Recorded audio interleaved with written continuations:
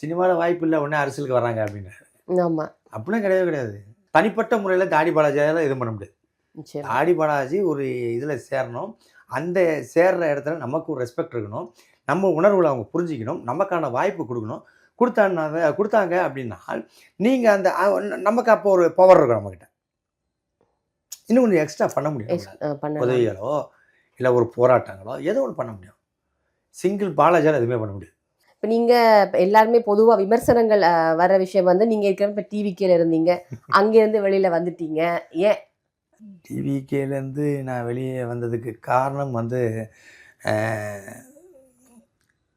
Maximum உங்களுக்கு ஒரு இடத்துல ஒரு மரியாதையோ உங்கள் உணர்வுகளுக்கு ரெஸ்பான்ஸோ நீங்கள் ஏதோ ஒரு விஷயம் பண்ணுறீங்க ஓகேங்களா.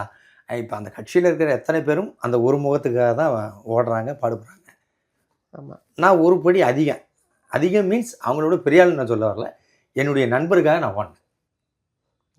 முதல்ல சினிமாவுக்கு நண்பராக எடுத்துக்கிட்டேன். அதுக்கப்புறம் நான் இப்போ வரைக்கும் அவரை தலைவர் தான் கூப்பிட்றேன். சாரை என்னுடைய எல்லா இன்டர்வியூ எடுத்து பாருங்கள், தலைவரை பற்றி ஒரு வார்த்தை நான் பேசிக்க மாட்டேன். இப்படி ஒரு இது அமைச்சிருக்காரு, இதை சக்ஸஸ்ஃபுல்லாக எடுத்துகிட்டு போனோம், இது ஏன் எடுத்துகிட்டு போக முடியல, இதை எடுத்துகிட்டு போனால் நல்லா இருக்குமே அப்படின்னு தான் நினைப்பேன். இது ஒரே ஒரு விஷயம் தான், இதை பற்றி அதிகமாக பேச மாட்டோம் நம்ம. என்னென்னு கேட்டிங்கன்னா, எனக்கான ஒரு இது இல்லைங்க. ஒருத்தர் முன்னுக்கு வர்றான் அப்படின்னால் அவனுக்கு நீங்கள் மேக்ஸிமம் வந்து யாரும் அப்செட் பண்ண மாட்டாங்க. உங்களுக்கு எதிரிகள் அதிகமாக இருப்பான்.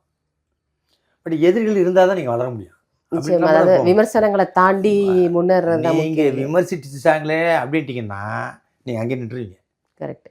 அவருடைய வேலை விமர்சனம் செய்கிறது மட்டும்தான், நம்ம வேலை முன்னேறது மட்டும்தான்.